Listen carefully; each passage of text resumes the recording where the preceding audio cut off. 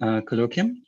So it's we are starting with a tutorial, and it's a great pleasure to introduce Zeph Landau, who I guess Zeph got his PhD in math with Von Jones of Jones polynomial fame, but then soon afterwards he saw the light and he moved to quantum computing, where he's done fabulous work in this area of Hamiltonian complexity, and he brings his expertise in operator algebras to bear on it. So I can't think of anybody better to do this tutorial than Zeph. So please. Well, I can think of plenty of people better, but I guess that's another story. Let's see.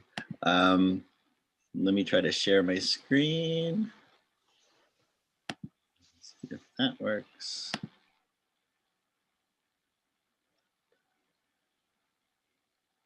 How are we doing on the share screen? So does everybody see that?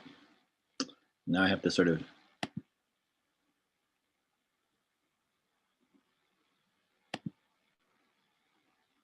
Is that good?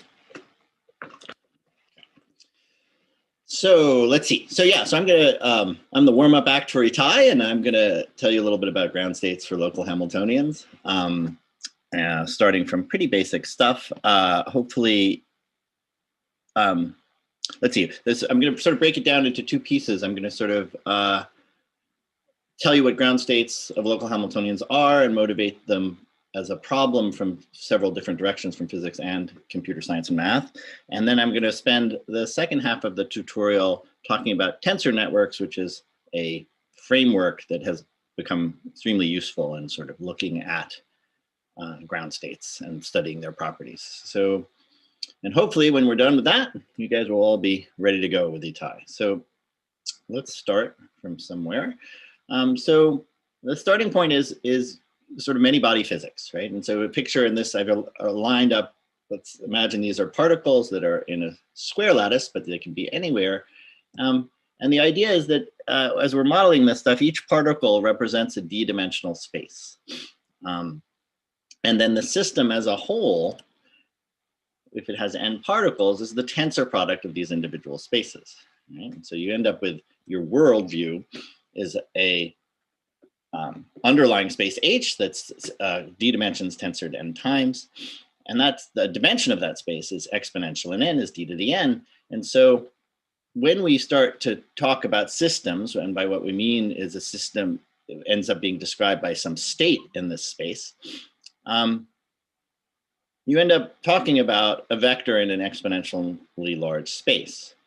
And on the one hand, that exponential space is a great value. That's why we sort of think quantum computation has various properties that we want to sort of exploit, because it can kind of travel around this exponentially large space. But it also becomes this sort of great challenge for understanding many body physics, because with this exponentially dimensioned space, we can't even describe the generic vector in this space, right? So it's an exponentially sized space. If I give you an exponential number of coefficients, I've described it, but you're going to have a hard time doing anything with that because you'll be waiting too long to describe it.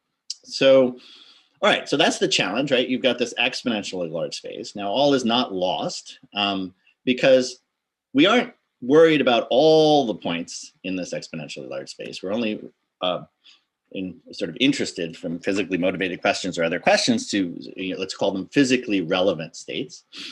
And so there's this point of view that people have sort of, it may be helpful to think about, which is sort of like maybe the ones that we really care about are in some corner of Hilbert space, of this large dimensional Hilbert space, and that corner is easily described. And of course, corner, I've written it as a corner. We should be very careful to say like a corner. We don't quite know what we mean by corner, but it's a helpful sort of image to have, right? That they're all sort of someplace, and we can work with them without having to deal with everything else that's around. Okay, and so the challenge is, can we have, can we develop a better understanding of these states that are physically relevant? And here are some basic questions that corresponds to is, one, do they have some special structure, right? Which allows us to kind of look at them.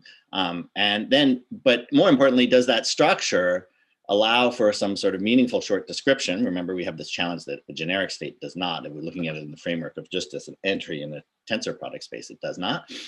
But even more importantly is like, if that structure doesn't allow us to compute anything, we're kind of a little bit stuck. So we want also that structure somehow allows us to compute something. Okay, so what are the physically relevant states that we're talking about? Today we're going to be talking about ground states of local Hamiltonians. So that's a bunch of words, and let me start with what a local Hamiltonian is. So remember, we have this underlying space, which is a tensor product space, and then we're going to imagine that we have a whole bunch of local terms. Now, what is a local term? Well, in this case, a local term is an operator that acts on just a few of these particles at a time. In the drawing, we have that they act on just 2 of the particles. And what does that mean? It means it's an operator that acts on the tensor product of 2 copies of a d-dimensional space and acts as the identity on the remaining copies, right? So that's what I mean by a local term. And I'm going to say that local term should be self-adjoint. It should be a self-adjoint operator, right? Okay, and then my Hamiltonian is going to be an operator that's a sum of these local terms. So it's going to be not just any operator on the space, but an operator on the space that's given by adding up a bunch of local terms. And usually when we think about this, we think about the local terms having bounded by some constant norm, the individual terms. So if it's convenient for you, you can think about them as operator norm less than or equal to 1 operators. And for most of the things, if you're sort of feeling already hazy about what that means, you can picture them to be projections, that there's most of the structure is captured by that picture, at least for the kinds of things that I'm going to be talking about. Okay, so now we have this operator H, that's called a local Hamiltonian. It's a sum of local terms. And what we are interested in, that's an operator on the space. Remember, we're interested in elements of the space. And what we're end up being most interested in for a lot of questions is the ground state, which called the ground state of this local Hamiltonian, which really means, all it means is it's the smallest eigenvector of the local Hamiltonian. Okay, so it's a vector in this dimensional space, and it's the smallest corresponds to the smallest eigenvector. And ground states come from a physically motivated point of view, which is the motivation is we can get an approximate physical model by lining up these particles, encoding the physics by local interactions or first order approximations by local interactions. And then if we consider these spaces we consider this sort of system in low temperature, things are going to move towards this lowest eigenvector. And so that's what we're now, so that's the motivation for why we're interested in ground states of local Hamiltonians, because we sort of feel like they describe something, capture something about the physics at low temperatures. All right, so this is, yeah, I guess there should be some mechanism for somebody to pass on questions. If people have questions, of course, please do. I think there are moderators who can jump in, and I like it when people jump in. So,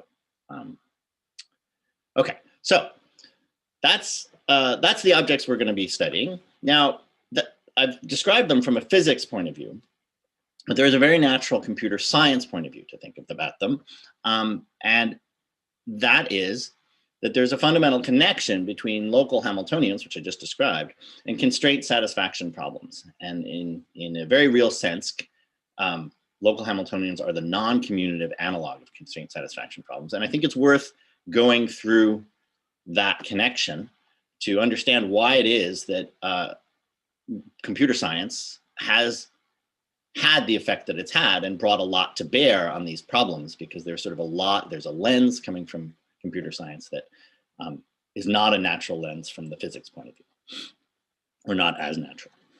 Okay, so what's a constraint satisfaction problem? Well, I'll give you, we'll do this by example so that we can sort of get this through. So there's a problem of 3 colorability. So that's a problem where you get a map of some sort, which I've tried to describe there, a bunch of countries, and you'd like to color the countries in different colors. And you want them so that all the boundaries are clear by having different colors on anything that shares a boundary. And the question is, what graphs are 3 colorable, which means if I use only 3 colors, can I successfully color this graph completely, or will I run into trouble where I'm sort of forced to use the same color on two neighboring countries? So how do I sort of think about that and sort of translate that problem into something? Well, I'm going to plop down a dot on each country, and I'm going to allow that dot to take on 3 values, which is the 3 different colors that I'm sort of imagining.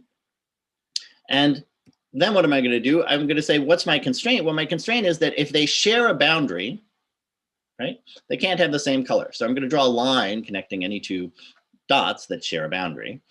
And I think of that line as imposing the same constraint each time, which is, hey, whatever color you've got on the one dot, you can't have on the other dot.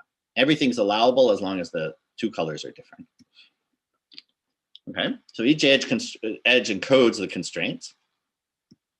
And then I'm interested in assignments that satisfy as many constraints as possible.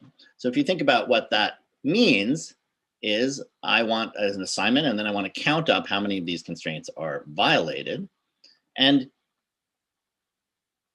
this type of problem, and the world that this problem lives in computer science, is essentially the heart of complexity theory, right? It's solving, classifying, understanding the structure of the solutions of these types of problems is what computer science complexity theory thinks about.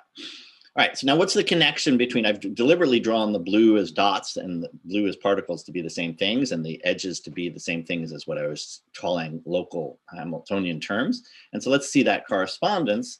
So here I have on the left side the computer science world where you should think of the 3-color problem, and on the right side, the local Hamiltonian version.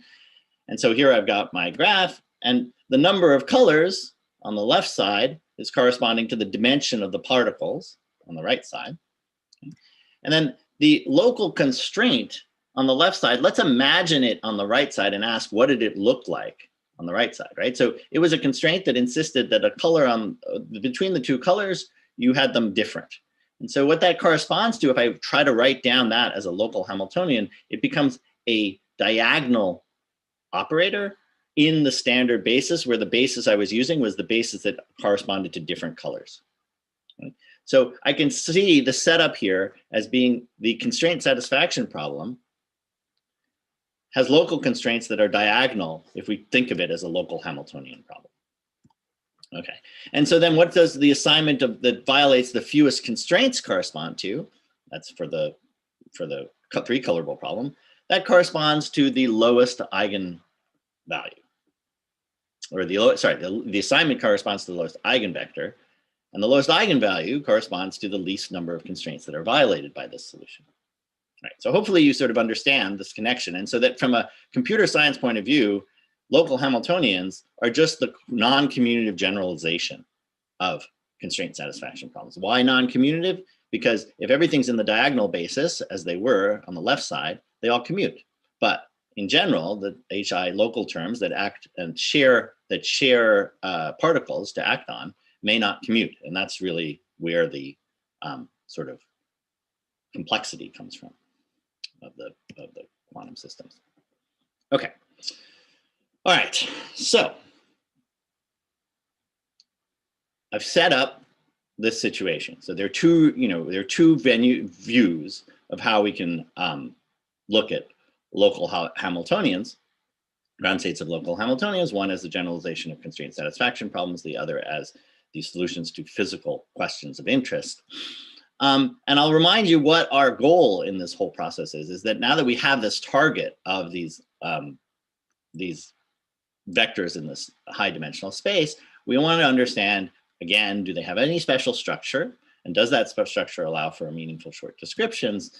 And does that structure allow to compute various properties of them?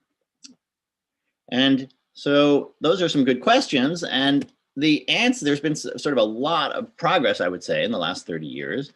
And progress is in both directions. Progress is where some of the answers are yes, and progress is for other problems where the answer is no. So this ends up being sort of a classification type question, right? They're physical models that are of particular interest where the HIs are a particular form, and we can hope to maybe say something special about those. We can also hope to say something, if we allow as much generality as possible, maybe we can sort of say something no. And about that there can't be short descriptions. And that's sort of where progress has come. And it's combined ideas from physics, computer science, and mathematics. And I think Ty will touch on, in the process of giving the talk that he gives, you'll see the sort of entryway of all these different pieces and points of view. So what I want to do, that's sort of the first half of what I wanted to talk about. And the second half that I wanted to talk about was a sort of a very useful framework for looking at these questions, and in my biased point of view, in a lot of questions for quantum computation, certainly has helped me a lot. And that's a point of view that I'm interested in an object called tensor networks. So I'm going to spend some time on tensor networks, and this is actually the time when I know when it's a large talk, one is intimidated if one gets lost and confused, but I would say this is the time to ask questions, because not now, but as I go through the tensor network portion of the talk, because it really is meant for people, in part for people who may not have seen this stuff before. And as long as, if you can hang on, and I'm not going to go that fast, but if you can hang on, you get a feel for things that will be sort of, even tap into intuition already, that will be helpful for for the next talk, and for just in general. So, okay. So my point of view of tensor networks is that it's a powerful sort of visual lens on things. It gives me intuition. It explains why a lot of things are true. But, there are other people who have points of view too. The young people are talking about it. And so I'll sort of just highlight a few of them, which is, the first is that tensor networks, when you're done, they give you a geometric view of linear algebra, as George seems to have discovered. That can be very helpful, because linear algebra, sort of when you start to write it down, especially with complex systems, you end up with a lot of notation. And it's very hard sometimes to see what's going on. And this is sort of gives you a very intuitive picture of what's going on. It's accurate. It's a one-to-one correspondence with what's going on. They are really, they really are useful in a lot of different contexts. And I guess, yeah, so an example of something that is very easily seen is that, for those of you who know these words, is that, for instance, this is just an example, that the Schmidt decomposition and the singular value decomposition are the same thing, right? They're certainly not thought of as the same thing or described initially as the same thing, but they are the same thing. And it's, okay. And if you're sort of inspired, there's a full tutorial. I gave a talk at Simon's a while ago, a bootcamp talk, and that might be a place for you to painlessly go through this and have some of the joys of discovering some of the pieces yourself. Okay, so let me tell you what tensor networks are. So I'm going to start by describing tensors. Now, some of you, or many of you, have an idea of tensors because you've learned them in different forms. Usually when I describe this form, it's not what people think of as tensors, but this is how I think of tensors. So here's what I think of a tensor as. It's an object, which I've drawn on the screen there. And what are the features of that object? Oh, actually, can you see my cursor? Do you see the arrow? Okay, all right. So what it is there's a dot in the middle that's labeled. Here's a vertex labeled by M. And then there's some number of legs coming out of it. In this case, that there are 5. And we'll call this a 5 tensor. Okay, so it's just, right now, it's just a visual object. And let me tell you what this visual object, let me tell you the components of the visual object. So the first component is that the edges come with a possible set of labels that you can use on them. And in this case, there are k possible labels that you can label each of the edges by k possible different things. And when you've labeled all the edges by some element, M will spit out a number. Okay, so here's an example down here.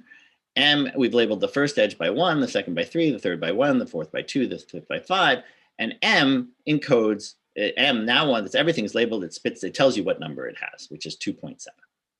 Okay, so this is somehow some encoding of some k to the number of edges set of numbers. and they're sort of indexed in this way. Okay, so that's what a tensor is. And now I'm going to tell you things that, two basic operations that I'm going to allow you to do when you have two tensors, which will form a new tensor. So here's the first operation that I want you to do. Let's see, somebody should say I can blow this up if need be. There's a basic realization that I came to at 2 in the morning, which was clearly an observation I should have come to way before that, which was that an 8.5 by 11 sheet of paper vertically is not the basic dimensions of a slide. So things are a lot smaller than I had anticipated that they would be. But anyway, so I'm going to give you two operations we can do with tensors. So I have two different tensors. Now remember, the tensors don't have to have the same number of legs coming out of them. Different tensors can have different. So the first is a product. And so here I've written down an example of a product. So I have one tensor M, that's a 6 tensor, and a second tensor N, which is a 3 tensor. And I'm going to lay them down side by side. And I'm going to tell you how to think of them as a new tensor, which is a 9 tensor. And I'll tell you how to think about it. And the easiest way to think about it is imagine that somebody gives you they take you very far away from this picture, which I guess by making this picture small, I have. But imagine you can't see it very well. And so you don't really see the intricate structure. You just see the legs shooting out of this tensor. And so you imagine that you can't really see inside the red dotted lines. So we just think of that as a single node, and then all kinds of 9 edges coming out of that node. And so now all I have to tell you, if I'm going to think about it that way, is I'm going to have to tell you, if you label the 9 edges coming out of that node, how should you decide what the value that tensor will have? And the value you should have, so if you label all these 9 edges, well then if you were able to look inside, you'd see that M is fully labeled and N is fully labeled. And the label that you should want to spit out is the product of the label that M would spit out according to its labeling, and N is for its labeling. Okay, so that's the product. That's the product of two tensors. You've got another tensor. And the second operation is a little more involved, but not too much. I've again used the same M and N. Somehow I lost the value of M here. But what's different about this one is I've connected one of the free legs of M to one of the free legs of N. That's what's drawn here by this line. Right? And now if I look from far away, I see 7 free edges, right? Because 2 of the edges were joined together, so they're no longer free edges. And so now I want to interpret this as a 7 tensor. And so let me try to do the same thing I've done before. I'm going to label the outside guys, label all those outside guys. Now, if I look at the individual tensors, there's one edge from each of the 2 tensors that is not labeled at the moment. And it's the one they share. And what I'm going to do is I'm going to cycle through all the possible labels of that edge. So first I label it by 1. And as soon as I've labeled that edge by 1, it labels both N side by 1 and M side by 1. And now each M and N is fully labeled, and I can take their product as I did before.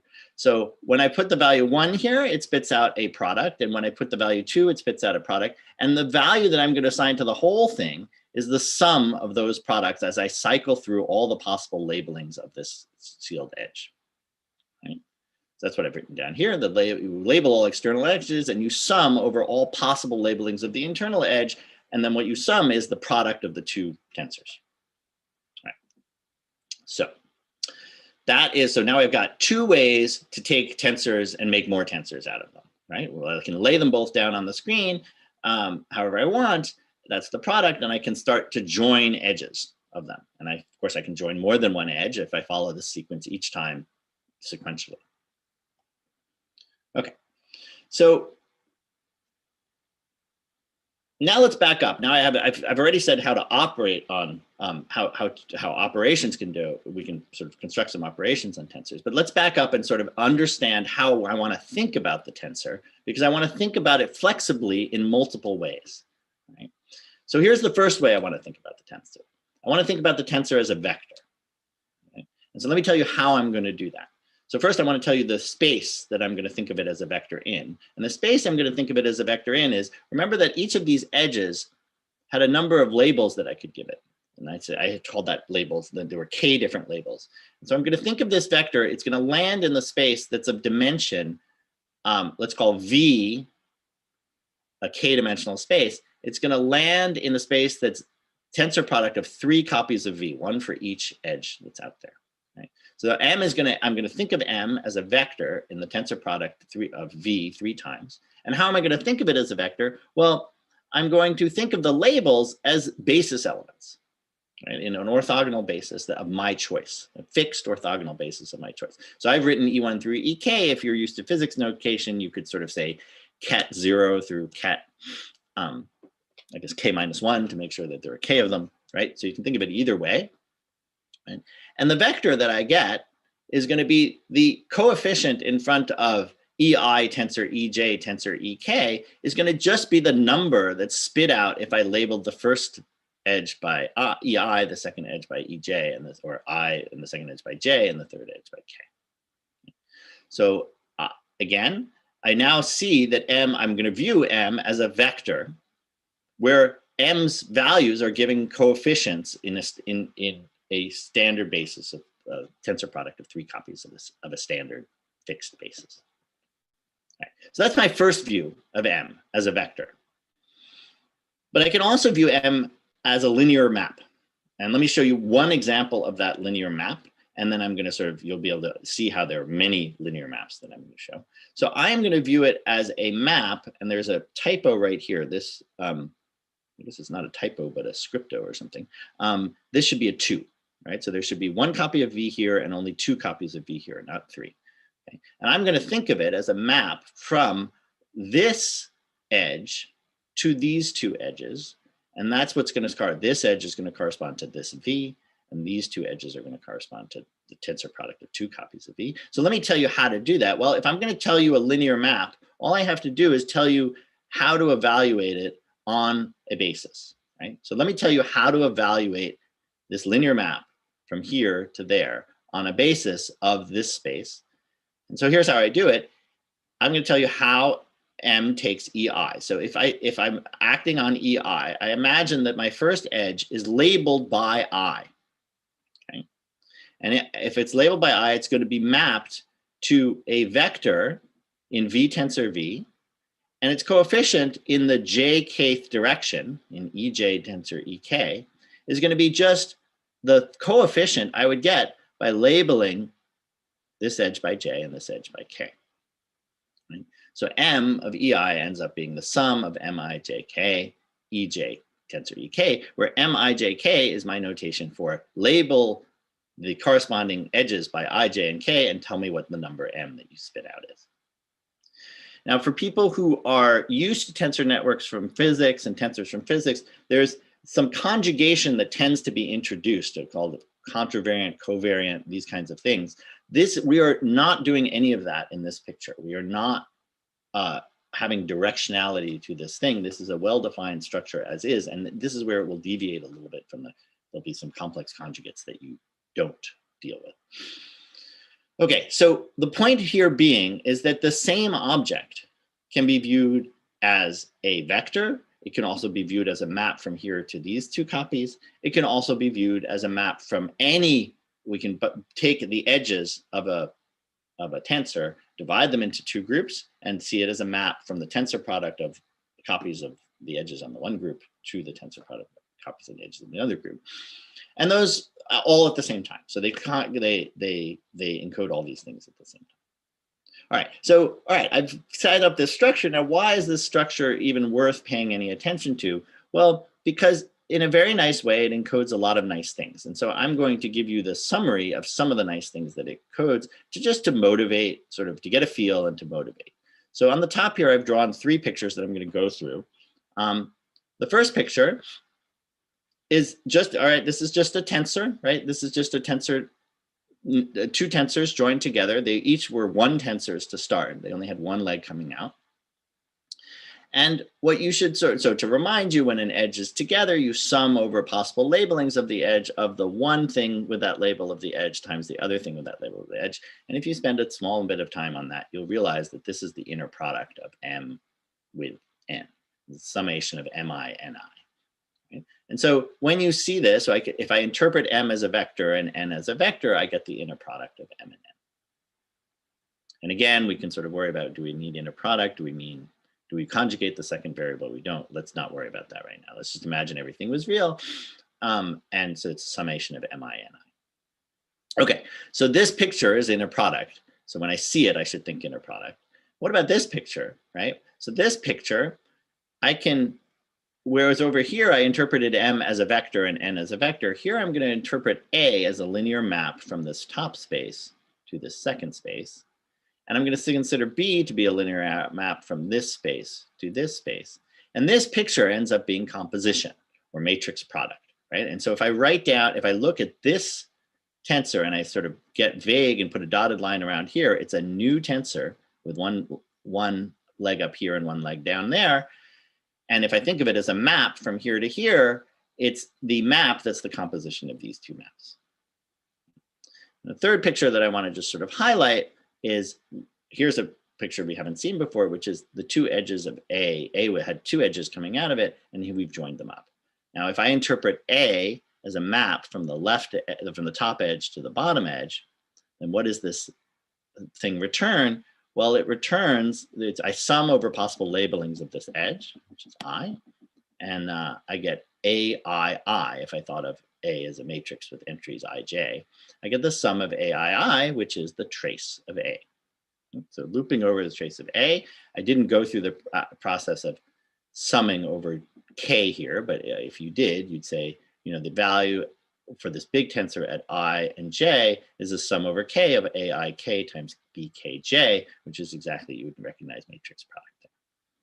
Okay, all right. So anyway, these pictures have some nice meanings to them.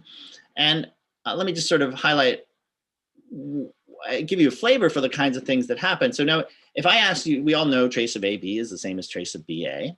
And if I asked you to prove it, you probably would do so very successfully. And what you would do is you'd sort of write A as its individual, you'd sort of expand A and as a matrix, you'd expand B as a matrix, and you'd sort of sum over various things, and that's what would happen. And you do this calculation and you check the left side is the right side and switch sums around and you'd be all set. Well, let me show you the proof in the picture world of tensor networks. The picture world is as follows. Here is trace of AB, right? I've written A times B and I've traced it. Okay, so now I'm just going to take A and I'm going to just pull it up. Right? I'm not really doing anything. I just sort of stretch the string a little bit. So now A is on its side, and then I stretch the string a little bit. So now A is upside down over here. And I stretch it a little bit more, and it's A is over here, and I bring it back down, and A is over here. All right, I haven't changed the tensor network. That's absolutely clear, right? Nothing has changed. I've just been stretching strings. And what is this? This is B times A, and then taking the trace of it. So this is a proof that trace of AB equals trace of BA. It didn't involve writing down any sums, switching indices, anything like that. Okay, so this is the kind of thing that maybe exemplifies why tensor networks can be a really valuable tool, because visually it gives you something that otherwise you might have gotten lost in notation. Now, the example is a little bit, let's say, simple, but that simplicity you should not take that simplicity for granted, because there's plenty more complicated things that it sheds light on. Okay, so what's a tensor network? I've talked about tensors and combining. A tensor network is just a network of tensors put together with these products and these contraction rules. So here's an example of one, and just an example of a 7 tensor. And I guess I just wanted to make sure it's clear that these joinings up do not have to be linear. Do not have to be planar. Right? They can be. They don't have to exist in the plane. As you can see, the connection between E and C, we didn't have to do anything. We can just imagine them connected. And the evaluation, this may be a little bit overwhelming. I can sort of think of it as being formed in many different ways, but just to stress, no matter how you form it in terms of tensoring and contracting and what order you do, you end up with the same object, which really is, you end up summing over the internal edges, the ones that are joined two things together, of all possible labelings of those, and then you take the products. If you label the outsides, you take the product of all the pieces that you get and you sum. That's what you're evaluating. Okay. So why have I sort of spent this amount of time on tensors and tensor networks? Is because they provide, I think in hindsight, a very good framework for a picture of a framework for looking at the states that we're interested in. Okay, so the states that we're interested in, remember, are ground states of local Hamiltonians. And tensor networks, or simple tensor networks in particular, are good candidates and seem to both be good candidates for this corner of Hilbert space that we were talking about. So let me sort of say a little bit more. So here's a proposal, right, for the physically relevant states. Let's imagine, if we'd like, or hope, right, that the physically relevant states are described by nice tensor networks. Now, what do I mean by nice? Well, not sure, but here are some candidates for nice that have worked out quite well. So in one dimension, right, so if the particles are lined up in a line, here's a tensor network. It's a very particular form, right? It's just got a one node up here for each of the particles, one edge coming down for each of the particles, and neighboring particles are joined by a line. Now, I've drawn this line to be blue rather than the pencil color. And the reason is that back before, I never really said this, but you can imagine that this should be fine, is that when we were talking here, I had every edge had k possible labels for them. But you can imagine that edges come in different forms. And some of the edges could have k possible labels, other edges had l possible labels. And as long as I always join edges that have the label set of the same type, this makes sense, right? I don't have to have all things being the same. And that's the picture I have here. I have a different number of labels for the blue than I do have the black. And so the black gets labeled by the dimension of the local space. It's d for the d-dimensional space that the local particle is. And the blue is something called, that is termed the bond dimension. And I'll use capital D to say how many different labels you could have of the blue spaces. And the idea is that if I can keep d relatively small, and relatively small means either constant or polynomial, this is a restriction on the kinds of states that can be. If I allow d to get all the way up to exponential, I can describe any state any vector in the vector space. But if I restrict them to small, maybe this is a nice playground of states to work in. Maybe this is a nice corner to be in, right? And these have special names. They're called matrix product states. And the 2D analog of these, if the particles were so again, maybe the imagery is for the 1D one is, think of it as a comb, right? It's sort of a comb. It's connected, and the teeth of the comb are coming down.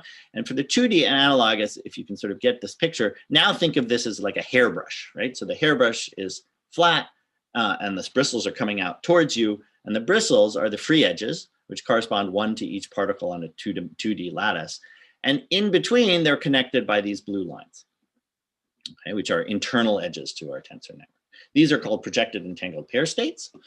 And there are other possible candidates for nice tensor networks where we can do something, but and I'll mention them down here, they're Maras and tree tensor networks, but let's just stick with these two for the moment. And so let's see why they're nice. And sort of spend a moment or two on why they're nice. Well, the first reason why they're nice is that they have a short description, right? If I describe the individual tensors, each of which are a small object, just a small array of numbers, they actually, that's enough to describe this whole vector in this big dimensional space, right? We sort of have this way of combining that information together in different ways to get the various coefficients. It also supports addition in the following sense. If I take two tensors with low bond dimension, and when I add them up, it turns out that I can express it as a new tensor with not as low a bond dimension, but the bond dimensions just add, right? So at a minimum, I can sort of do that as a structural thing. So it's sort of a structure that allows some amount of adding together, not arbitrary, because eventually you get the bond dimension to be too big. And it also supports the application of local operators. So here I'm imagining I have a vector V, which I've expressed as a matrix product state, and an operator A that's local. It's just going to act on these two particles. And I haven't sort of covered this, but the operator itself can be expressed as a tensor with some amount of bond between the two, like this. And so when I package these together, it's just a matter of applying, again, because of my linear algebra, to apply a matrix to a vector. I just stick these things together.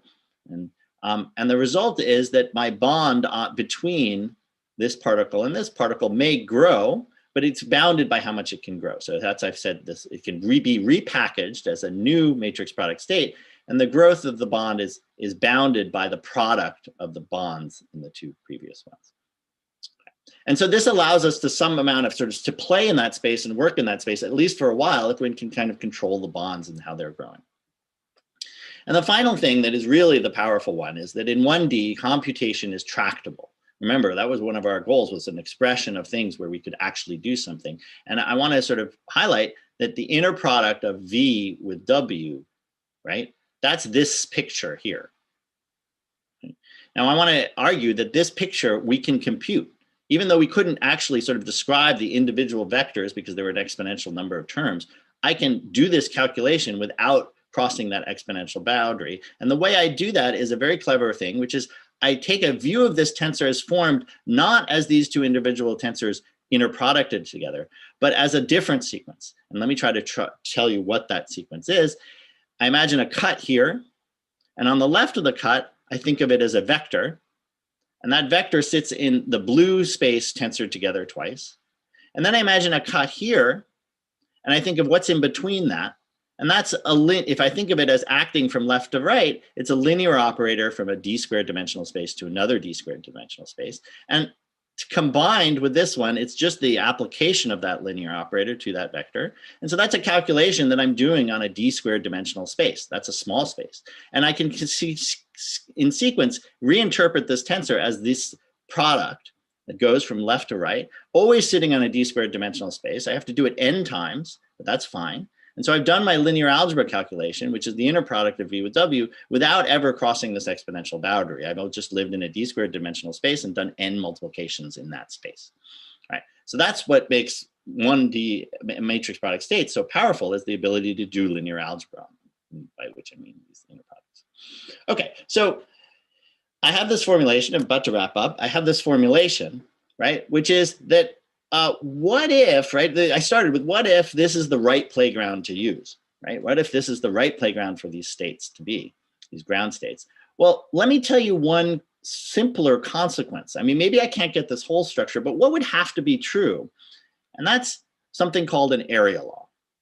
And so let me just briefly tell you what that means. Is you imagine splitting your Hilbert space into two pieces, a left side and a right side in one dimension and in two dimensions, right? So imagine splitting your space into two particles on the left, particles on the right, particles on the left, particles on the right. And you ask yourself, for the state that you're talking about, how many product terms do you need, right? So here I've written it in language, right? So if our Hilbert space is a tensor product of two spaces, the left space and the right spaces, how big a sum do I need if I want to write it as a sum of terms vi sitting in the left space and wi sitting in the right space? Right. Now this number is called the entanglement rank of this vector across this cut, the minimal number that this can be. And let's take a look in this picture what this number looks like. So in the 1D case, this number looks like it can't be any bigger than d, right? Because the blue bound line is d. So if I sum over the d labels of this, each time I label this, I get a vector on the left and a vector on the right. And for this one, if as soon as I label all these guys, which are their n guys, each with d possible, capital D possible labels, each as I labeled those guys, I end up with something on the left and something on the right. So in 1D, this corresponds to d things, d that my question mark is d terms, and the other, it's d to the n. And in both, I can see this as d to the size of the boundary of the cut. And that's what an area law says. An area law says that if I cut the system into two, the number of terms I need as products of left and right scales like d to the boundary. Now, there are various other more complicated ways or more refined ways to talk about this, namely that you talk about it as not the entanglement rank that scales that way, but the entanglement entropy, which I've carefully avoided using because I find it a little bit daunting. But in terms of the entanglement entropy, it ends up being that the entanglement entropy is no more than the boundary of the size of the boundary of the cut, or order of the boundary of the cut. And I should just remark that amount, a generic vector will have much more the number of terms you'll need is much more. In generic vector, the number of terms you'll need will be the dimension of the smaller of the two spaces on the left and the right. Here, we're just picking up the dimension of the boundary, and that's what's is an area law. And in particular, the entanglement rank, or the log of the entanglement rank, is an upper bound for the entanglement entry. Right, and that's it. I'm sorry to run a couple minutes over, but yeah, thanks for listening, and thanks for your attention. Great, thanks for a really beautiful talk. Let's see, maybe we could see if there's a quick question before we move on to the colloquium. So there were several questions, and we have all been answering here. So there were a lot of questions. I don't think there's any left. Let's see. That's good, I suppose. Yeah, I think it was. That's the best thing. A lot of questions, and they've all been answered. That's sort of the best. But that was a particularly clear talk. I think there's people in there. Thanks. Thank you. Okay, so